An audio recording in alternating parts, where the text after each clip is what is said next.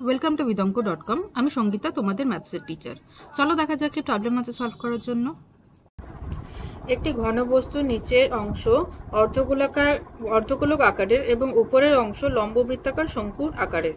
যদি দুটি অংশে তলের ক্ষেত্রফল সমান হয় তাহলে ব্যাসার্ধের দৈর্ঘ্য এবং শঙ্কুর উচ্চতার অনুপাত হিসাব করে লিখি। আচ্ছা, প্রথমে তাহলে আমরা ফিগারটা আঁকি। একটি ঘনবস্তুর নিচের অংশটি হচ্ছে অর্ধগোলক, তাহলে এটা হলো অর্ধগোলক গেল, এবং ওপরের অংশটি হচ্ছে শঙ্কুর মতো দেখতে, তো ওপরের অংশটি হচ্ছে এমনি দেখতে হলো। আচ্ছা ঠিক আছে, তো এটা হচ্ছে এদের কমন ভূমি, দুজনের কমন ভূমি হচ্ছে এটা। তাহলে এদের কমন ব্যাসার্ধ থাকবে, একটা কমন ব্যাসার্ধ ধরে নিলাম আর। ঠিক আছে, এবার ধরলাম শঙ্কু অংশটির উচ্চতা হচ্ছে এইচ। তো আমাদের নির্ণয় করতে হবে এই শঙ্কুর উচ্চতার সাথে এদের এই কমন ব্যাসার্ধের অনুপাত কত হবে। ঠিক আছে, আচ্ছা যেখানে বলে দেওয়া হচ্ছে যে দুটি অংশের তলের ক্ষেত্রফল সমান, তাহলে আলাদা করে আমরা শঙ্কুর তলের ক্ষেত্রফল এবং অর্ধগোলকের তলের ক্ষেত্রফল নির্ণয় করি। ঠিক আছে, তাহলে শঙ্কুর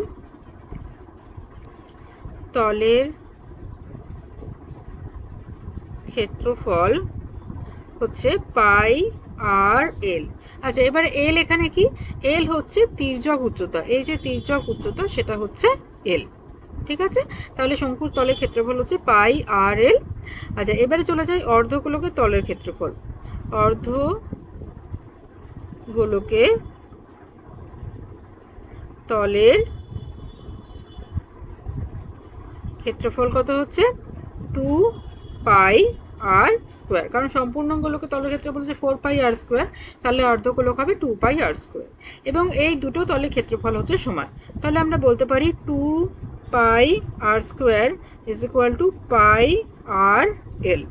দেখো পাই পাই ক্যান্সেল হয়ে যাচ্ছে। আচ্ছা, এবারে একটা আর যদি ক্যান্সেল হয়ে যায় তাহলে থাকছে 2r ইজ ইকুয়াল টু এল, মানে তির্যক উচ্চতা ইকুয়ালস টু 2 ইন্টু ব্যাসার্ধ। ঠিক আছে, কিন্তু আমাদের নির্ণয় করতে হবে শঙ্কুর উচ্চতা, মানে লম্ব উচ্চতাটা জানতে চাইছে, এইচ জানতে চাওয়া হচ্ছে।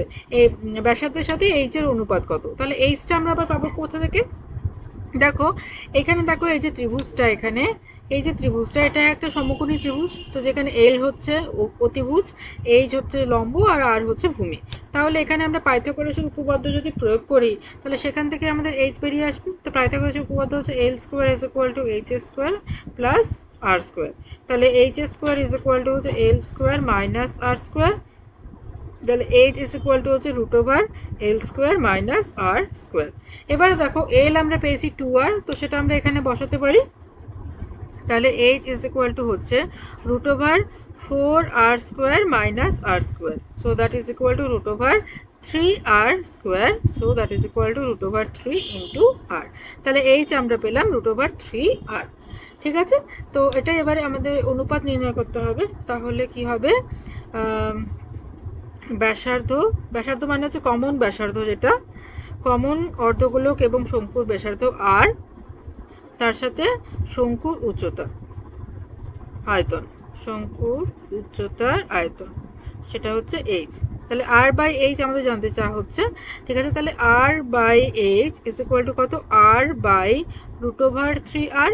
ঠিক আছে, আর আর যদি ক্যান্সেল হয়ে যায় তাহলে এটা থাকছে 1 বাই রুট ওভার 3। ঠিক আছে, তাহলে এটাই হলো আমাদের উত্তর, যে ব্যাসার্ধের সাথে শঙ্কুর উচ্চতার অনুপাত হচ্ছে 1:√3।